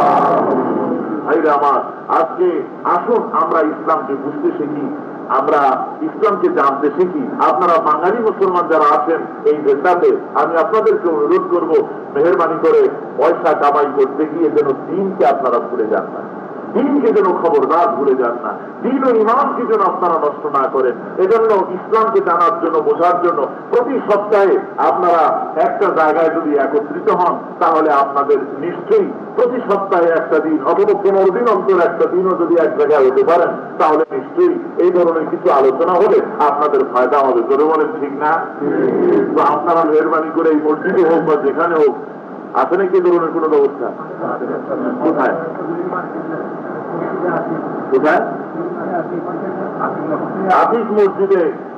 এবং এই ধরনের আপনারা যে জায়গায় পারেন একটা ব্যবস্থা করে, যেখানে আপনারা সব একত্রিত হয়ে মুসলমানেরা, বাঙালি মুসলমান যে মসজিদও আছে, আপনারা মাসে প্রতি 15 দিন অন্তর, সপ্তাহ অন্তরে জায়গায় আসেন, কোরআন শরীফ সম্পর্কে এবং এইভাবে করে নিজেদের জীবন গড়ার চেষ্টা করেন। তা না হলে পরে শুধু পয়সা পয়সা করে যদি চলে যান, তাহলে কিয়ামতে আল্লাহর কাছে কি জবাব দেবেন? এই জন্য নিজেদেরকে তৈরি করুন। বাংলা ভাষায় বইপত্র আপনারা দেশের থেকে আনান, নিজেরা সেই বাংলা ভাষায় যে সমস্ত কোরআনের তাফসীর আছে, হাদিস আছে, এগুলো নিজেরা পড়েন এবং আপনাদের ছেলেদেরকে আপনারা পড়তে দেন। নিজেরা এর দ্বারা একটা সংগঠন কায়েম করে তার মাধ্যমে পড়াশোনা করে আপনারা একত্রিত হয়ে ইসলামকে জানার ও বোঝার ব্যবস্থা করুন। আর এইভাবে করে নিজেদের ঈমানকে মজবুত করুন। যত কাজ থাক, যত ভিড় থাক, যাই থাকুক, নামাজকে ছেড়ে দেবেন না, খবরদার নামাজকে সঠিকভাবে আদায় করে দেবেন। তার কাছে নামাজ নাই, তার কাছে দিন নাই, তার কাছে ধর্ম নাই। সুতরাং আসুন, আমি আপনাদেরকে অনুরোধ করছি, মেহেরবানি করে আসুন, আমরা আল্লাহর কাছে দোয়া করি যাতে করে আল্লাহ আমাদের দেশকে ইসলামী দেশে পরিণত করে দেন। এবং আমরা যেখানে আছি, আপনারা কষ্ট করে এখানে আছেন, আল্লাহ আপনাদের সকলকে, আমি পারবো না, আমি ক্লাস করছি, নামাজের পরে দোয়াটা করে পারবো না, নামাজের পরে দোয়াটা করে না, পারবো না। আপনাদের কাছে মাযরাত পেশ করছি। আমি এই বিলেতেই অসুস্থ ছিলাম, সে অসুস্থতা নিয়ে উমরা পালন করার জন্য এসেছি। আমার বক্তৃত করার এই ধরনের প্রোগ্রাম বা কথাও ছিল না।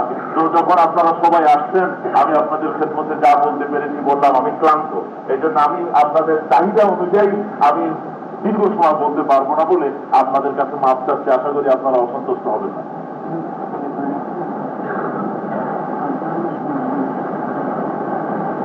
আচ্ছা, তো এখন আযান হবে, আযানের পরে নামাজ হবে, নামাজের পরে মোনাজাত।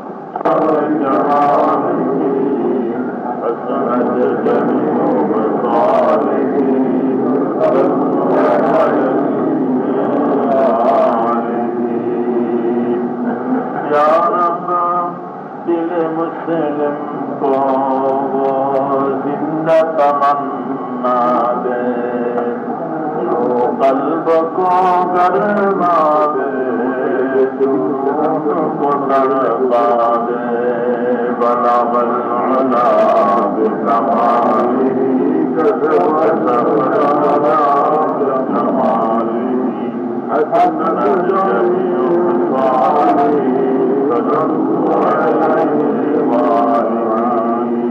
চিৎকার করে বলেন,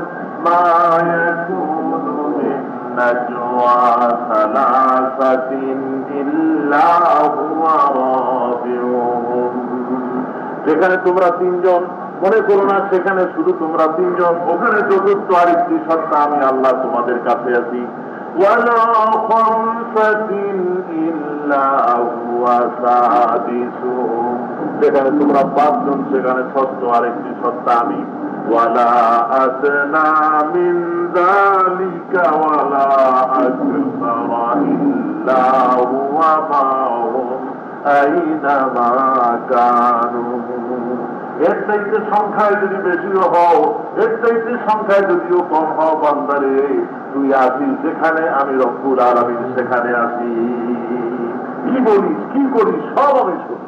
শুধু তাই নয়, যত কথা তোরা বলিস, মা ইয়ালফিযু মিন কাওলিন ইল্লা লাদাইহি রাকীবুন আতীদ। মানুষ এমন কোনো কথা বলে না যে কথাকে আমার ফেরেশতারা সাথে সাথে রেকর্ড করে না রাখে। আমি বক্তৃতা করতেছি, টেপ রেকর্ডার আমার বক্তৃতাগুলি সব রেকর্ড হয়ে যাচ্ছে। 50 বছর 100 বছর পরে যদি এই রেকর্ড বাজানো হয়, আমি কি বলতে পারবো যে ওই কণ্ঠটা আমার না? বলা যাবে কথা নয়, আমরা অসম্ভব, বলাই যাবে না, স্বীকার করতে হবে যেটা আমার। আমি মানুষের মাথার যে আল্লাহ মানুষের কণ্ঠে হেফাজতের মেশিন তৈরি করে দিলেন, যে খোদা বুদ্ধিটা দিলেন, ওই খোদা আপনার আমার কণ্ঠ কথাবার্তা গুলি কি আল্লাহ জমা করে রাখতে পারবেন না? পারবেন না? সব রেকর্ড করে রাখবেন। কিয়ামতের ময়দানে এইসব আমলগুলি যা আপনি করেছেন, যা বলেছেন, সব কিছুকে রেকর্ড করে নিয়ে কিয়ামতের ময়দানে আল্লাহ আপনার সামনে তুলে দেবেন।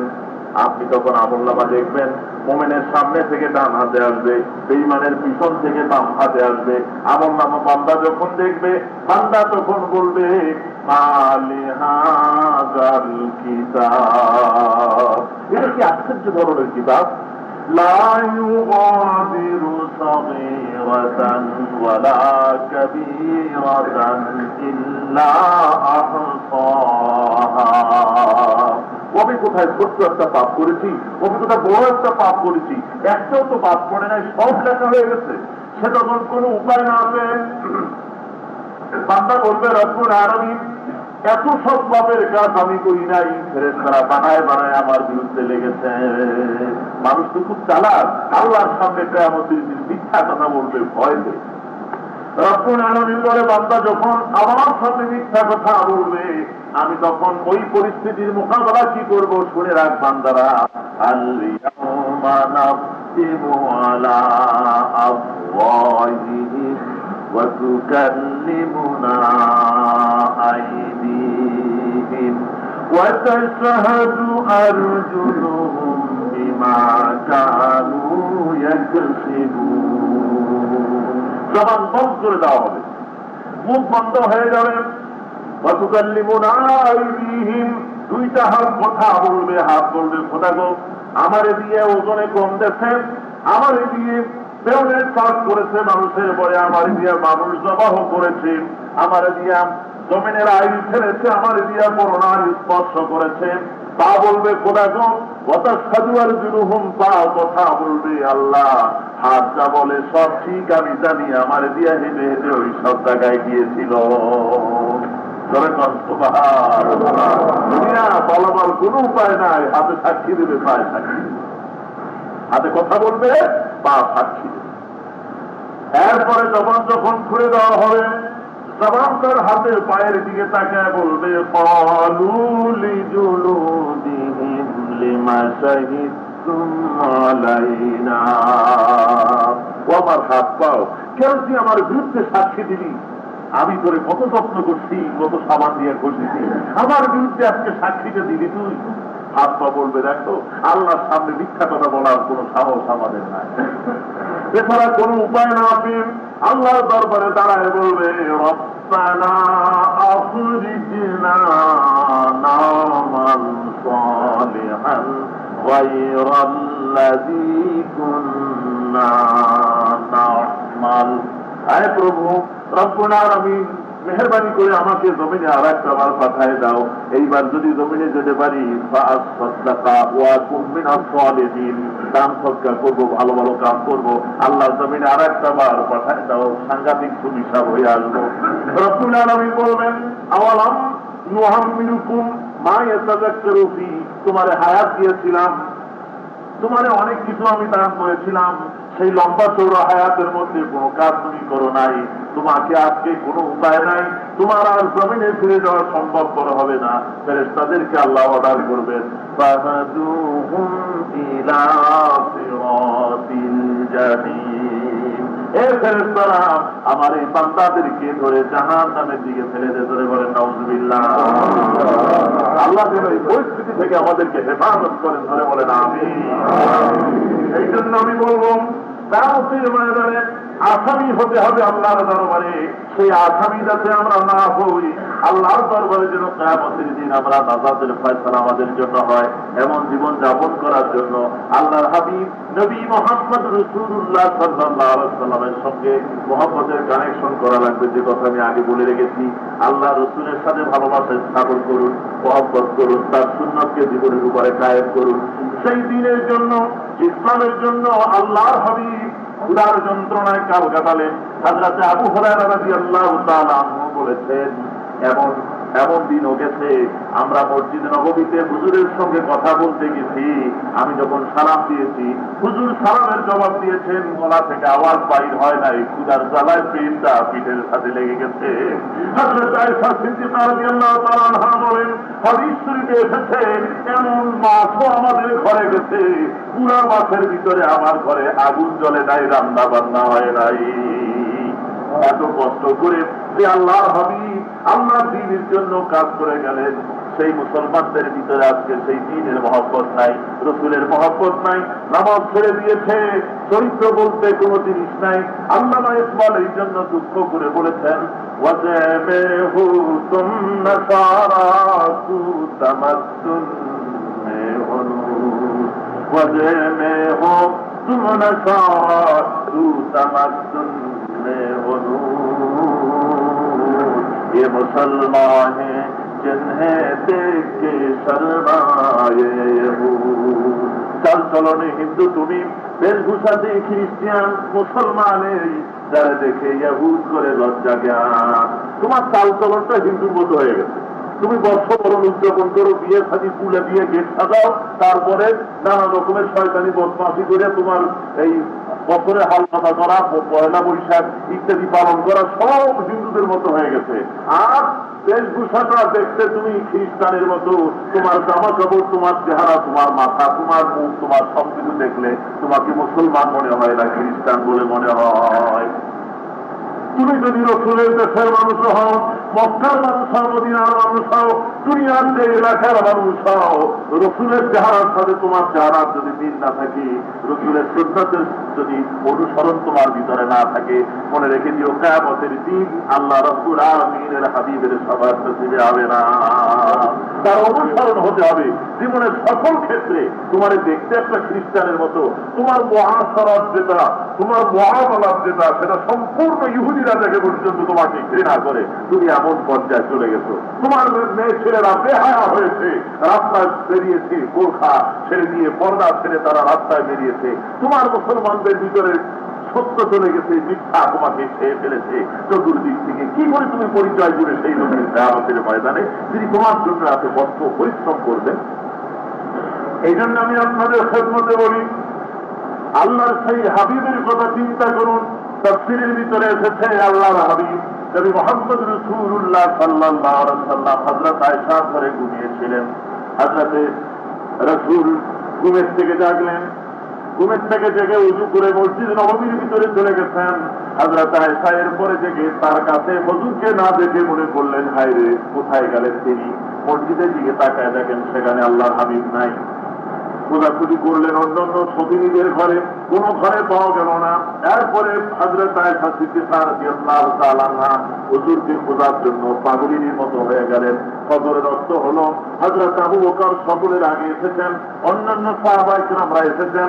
হুজুরকে কেউ খুঁজে না পেয়ে সব উন্মাদের মতো হয়ে গিয়েছে। সবাই হযরত আবু বকরের পিছনে নামাজ আদায় করে নিলেন। হযরত ওমর একখানা তরবারি হাতে নিয়ে বলছেন, ও মদিনার ইহুদিরা, ও মদিনা কাফির বিমানেরা, মুনাফিকরা, আল্লাহর নবীকে আমরা তালাশ করে বেঁধেছি না। মনে হয় তোমরা কেউ গোপন করেছো অথবা তাকে শেষ করেছ। আমরা সারাদিন আল্লাহর হাবিবকে খুঁজবো, যদি না পাই ওপরের তরবারি থেকে কোনো কাফির ঈমান রেহাই পাবি না। হযরত আবু বকর বলেন, ভাই ওমর, এভাবে উগ্র হলে চলবে না, বরঞ্চ আমরা বুদ্ধিমত্তার সাথে কাজ করি। আমরা গ্রুপ গ্রুপ করে ভাগ ভাগ হয়ে তালাশ করি কোথায় গেলেন আল্লাহর হাবিব। ভাগ হয়ে হয়ে তালাশ করতেছে সবাই। হযরত আবু বকর হযরত ওমর দুজনে মিলে মদিনা শরীফ থেকে পৌনে সালা নামক একটা পাহাড় আজও আছে, তার পাদদেশে মসজিদে 5টা মসজিদ সেখানে আছে। এই ছোট্ট পাহাড়ের কাছে ঘুরে ঘুরে তারা যেদিন কাছে এসে হাজির হয়েছে, দেখি ওই পাহাড়ের পাদদেশে তফসিরের ভিতরে এসেছে একটা রাখাল দাঁড়ানো, তার সামনে কতগুলি উড়ার ছাগল আছে। হযরত আবু বকর বলেন, রাখাল যে সারা জীবন উট ছাগল ভেড়া রাখালগিরি করলি, এ মানুষের রাখালের কোনো খবর তুই জানিস কিনা? রাখাল মনে হলে পথিক, মানুষের রাখাল কারে বলে জানি না, তবে আমার কাছে একটা মানুষের খবর আছে। আজকে 2 দিন হলো এই যে পাহাড় দেখা যায়, এই পাহাড়ের উপরে কোথা থেকে একটা মানুষ যেন এসে ওই পাহাড়ের উপরে সেজদায় পড়ে কি যেন বলে আর কান্দে। যা দেখা দেখি আবার উট আর ছাগল ভেড়াগুলি পাহাড়ের দিকে তাকায় তাকায় কান্দে। আমি এমন করে পিটালাম একটা পশু তো বাড়ির দিকে ফিরাতে পারি না। উটের বাচ্চা উটের দুধ খায় না, ছাগলের বাচ্চা ছাগলের দুধ খায় না, শুধু ওই পাহাড়ের দিকে তাকায় তাকায় কাঁদতেছে। হযরত আবু বকর বলে, ভাই ওমর, এই ব্যক্তি আল্লাহর হাবিব ছাড়া আর কেউ হতে পারে না। পশু কান্দে যার জন্য, আল্লাহ রসুল ছাড়া আর কেউ হতে পারে না। চলো যাই দেখে আসি। দুজনে মিলে পাহাড়ের উপরে উঠেছেন।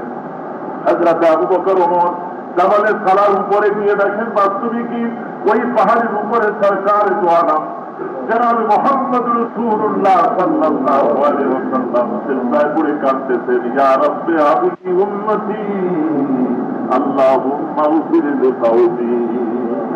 আল্লাহর হাবিব এভাবে কাঁদতেছেন।